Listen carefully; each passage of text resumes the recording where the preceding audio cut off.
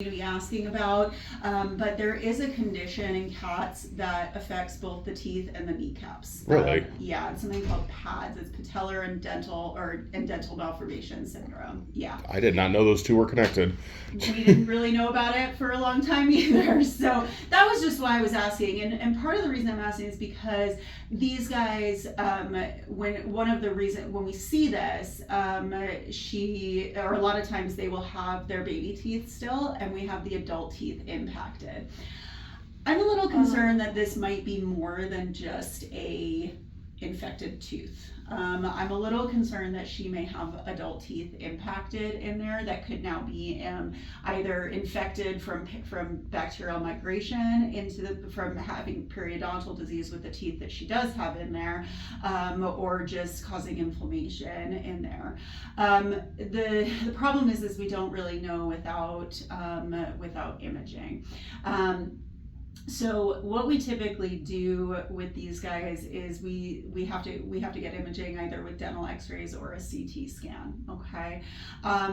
Now, she's got this compounding factor of dwarfism, which can affect the teeth too. They can have abnormally small teeth, I'll be honest with you, I don't see dwarfism very frequently. She might be actually the first cat with dwarfism. Yeah, it's been hard finding vets that know anything about her. Yeah, exactly. And the other thing too is we don't really know, because dwarfism is so uncommon, there's a lot of stuff about the teeth we don't really know. So she may just have her baby teeth, she may not have any adult teeth in there, or she may have adult teeth. If she does, and we have like cysts forming or infection of the adult teeth, then unfortunately the only treatment option is to get them out of there and remove them, which is going to be a challenge with her, right? Because her face is not normal. Her jaw is very short, her face is very flat. She's got pretty much no facial bones essentially, so it would be a difficult procedure. So in her case, I actually think that I'm trying to debate, because this could be, something. Usually with most of my patients that come in with an infected tooth, we say, okay, let's get them under anesthesia, let's do the dental x-rays, and then let's, do the procedure in the same anesthetic episode. In her case, I would really like to know what I'm getting into before I jump into any kind of surgery with her, okay? And so one of the things I'm actually going to recommend in her case is I actually think a CT scan might be beneficial before we start planning any kind of surgery, okay? Because number one is that's going to give us an image of, do we have impacted teeth in there? What do they look like? And also, what do her bone structures look like? And that's going to help me plan for any kind of surgery with her, okay? Because I'd like to know what her entire three-dimensional facial structure looks like before I start going in there and doing any kind of major surgery. Does that make sense? Yeah, it makes perfect sense. Okay. The x-rays that we do have probably wouldn't do a lot of good. They were all for the constipation, so they were all abdominally based. Okay, yeah.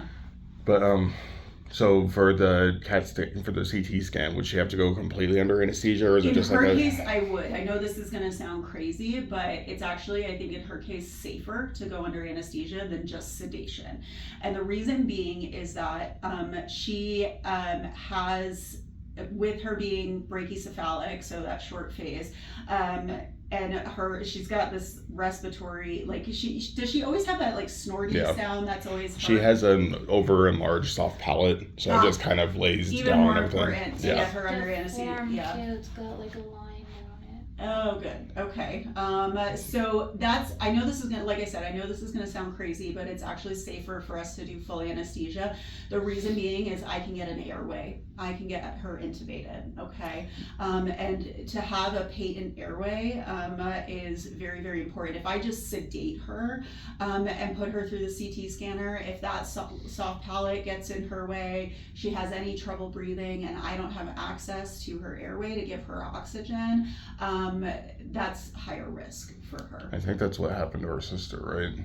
Yeah, she didn't even go under anesthesia yet. It was intubation that suffocated her, but they also kind of left her in the room while they were prepping other. It was a shelter surgery, so there was 10 cats in there. So what I would actually do with her is I would actually So some of our patients, what may have happened, I'd have to read the records to know for sure.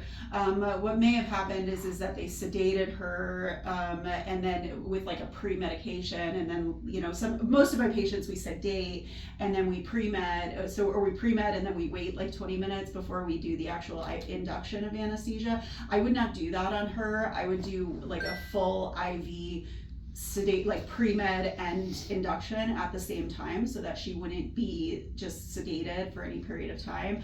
We basically just do an IV induction, so that we can get an airway on her immediately. Okay. The reason why we came to you guys specifically is because we heard you had a great reputation for smaller animal surgeries. Yeah. So you feel pretty confident that this could work out? Yeah, I do. I mean, I'll tell you the same thing I tell every single one of my patients that comes through the door. It's that anesthesia is never 100% safe, right? We do everything we can to make it as safe as possible. I will tell you, one of the reasons we get a lot of high-risk patients here is because Stephanie, my technician, so number one, there's me. I'm board certified. I've done a lot of training with, you know, anesthesia, dentistry, all of this stuff. But Stephanie is, she's got her veterinary technician specialty certification in dentistry and anesthesia. So that is why we deal with a lot of high risk patients as well.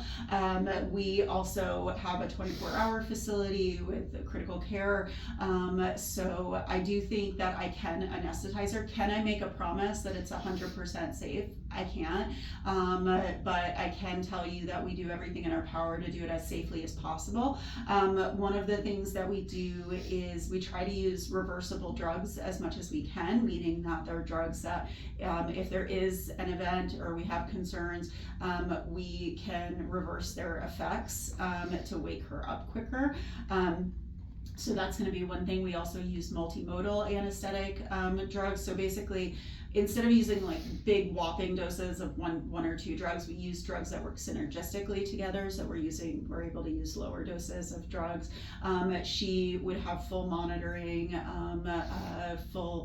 we're just only job someone whose only job it is to monitor her. So she would never be left alone under. Never. Okay.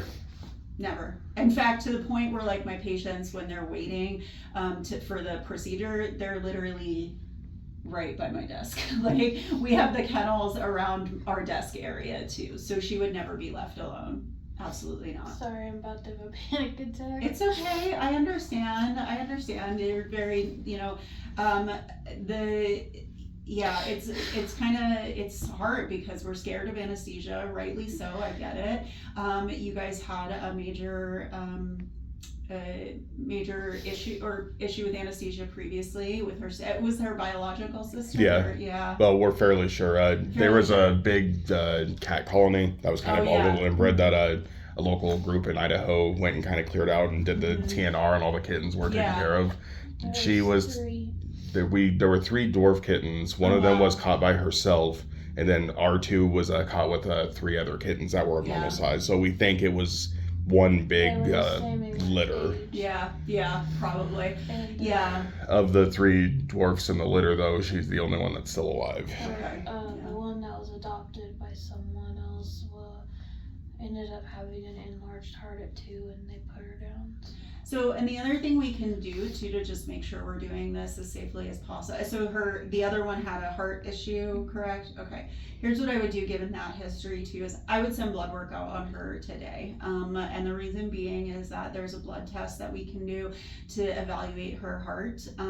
Because that's the other thing too, is I don't see dwarfism very frequently. They have heart disease. My guess, like any animal with congenital issues, my suspicion would be that they're at higher risk for cardiac disease. If we send blood work out, we can get what's called a pro-BNP that evaluates her heart, like if there's been any cardiac damage. That way, if it's abnormal, we can take more precautions or go from there. So, okay. Okay. All right. Yeah, if we could just get an estimate on everything, and we'll go from there. So we'll do that. So I'll have my team put together some estimates for you, and then we'll go from there. Okay. You got anything else? You good? Okay. All right. Thank you. It was nice to meet you guys.